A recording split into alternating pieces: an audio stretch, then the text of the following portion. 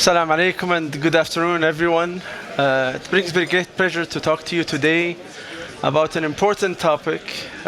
We live in an increasingly volatile and uncertain world, and we believe that the tools that leadership and organizations have used in the past will have to be augmented to be more fit for purpose. I would like to start with a slide that demonstrates the volatility that we have been seeing.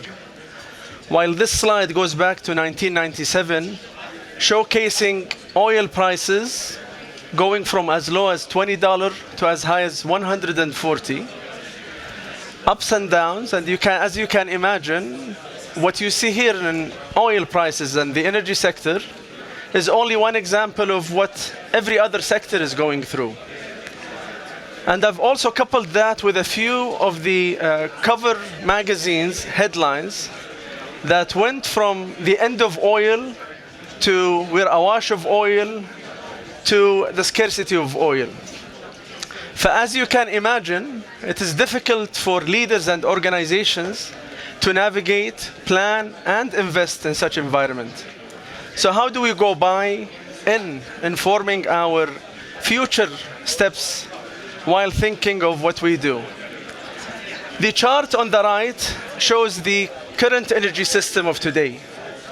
It has coal, oil, gas, and renewables as well.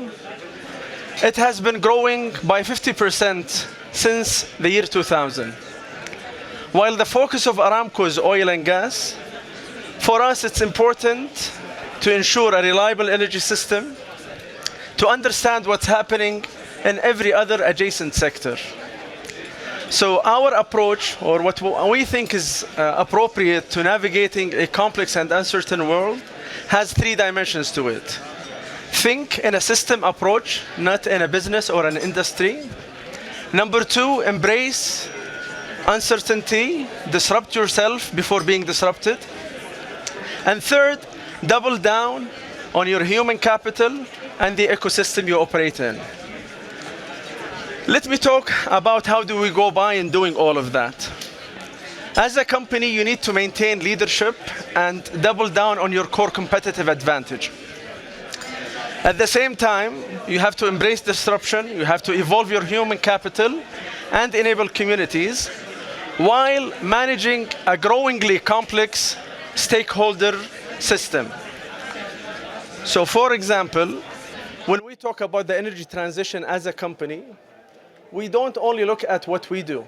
We care a lot and advocate and inform industries that are adjacent to us, as well as policymakers, financial institutions, because it's important for the system of energy to be aligned by all of the participants to ensure the reliability of that energy system is maintained. Let me give you an example of how do we go by in embracing disruption. Our venture capital fund has been established since 2014. It's a $7.5 billion fund, and it has offices everywhere. It is also complemented by our research and development footprint. We have tapped into our VC fund to bring about talent and technology that would disrupt the way we do things and explore us to different ways of doing what we do.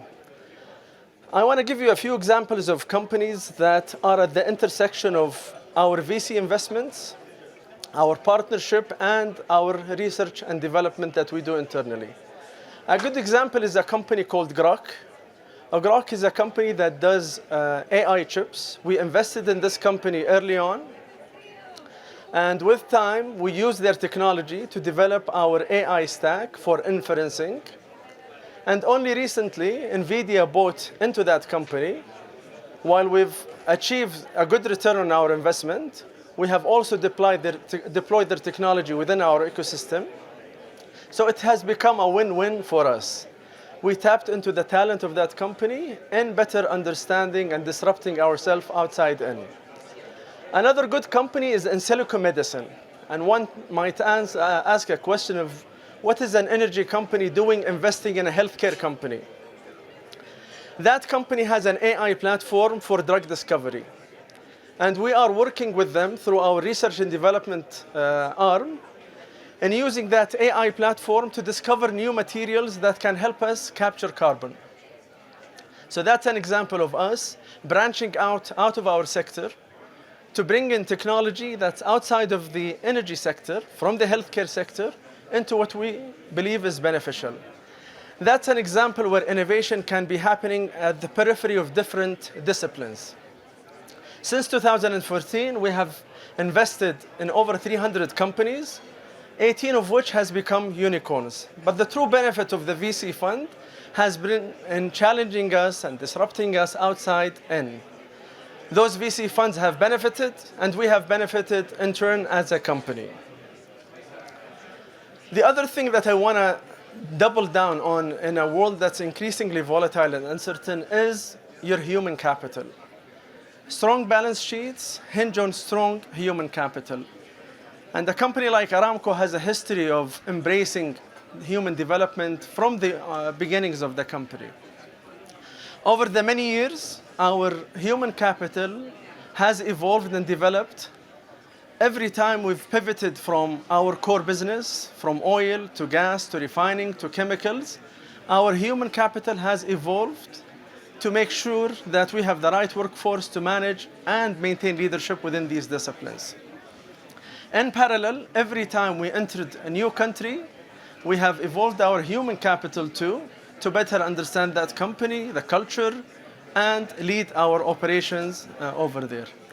And lastly, we're living in a world of disruption, and our human capital has to be evolved with time to make sure that with every breakthrough in technology, we have a ready workforce. A good example is, lately, we have trained 6,000 of our frontliners on the opportunity and possibility of AI.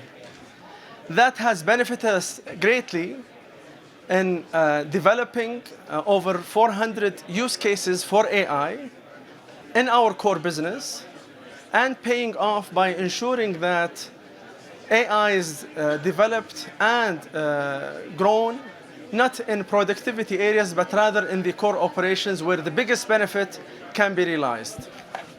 And we didn't stop within the fences of Aramco. We went beyond to ensuring that the energy services sector around us has the right talent to grow. And the second part of what I believe is critical for us to ensure that we operate much more effectively is ensuring that wherever your leaders and organizations operate, be part of enabling an ecosystem that depends on the maturity of the country or the market you're operating in. It could be as far as starting with infrastructure, which is something we've done in the 30s and the 70s, to where we are today, where it's more about enabling communities, bridging gaps as much as we can, by pivoting some of our capabilities and enabling local communities. I want to end with two examples that I think are relevant and tell the story of how is it important for us to enable our ecosystem. In 2014, we were operating in the southern part of Saudi Arabia, and we stumbled upon some coffee farmers, and we've helped them with our experience in preserving water for coffee farming. In the process, they saved around 80%. And that relationship grew over the years by building labs for them to ensure their produce, to today, where 3,300 coffee farmers benefited from a micro-industry that was quite small in the bigger scheme of things that Aramco does. Their production today contributes around 55% of the kingdom's production. It started out with trying to save water, and then it became an industry on its own. And the message here is working with your communities is critical to ensure that the ecosystem around you is vibrant and successful, because a company cannot succeed if the ecosystem around it is not as successful. And the last example I want to conclude with is a more recent corporate social responsibility initiative, which is SYNC, that revolves around digital wellness. It started 4 years ago in a space that was empty. We felt that there is a need for us to help educators, parents, and kids better manage or sync their digital life with the real life.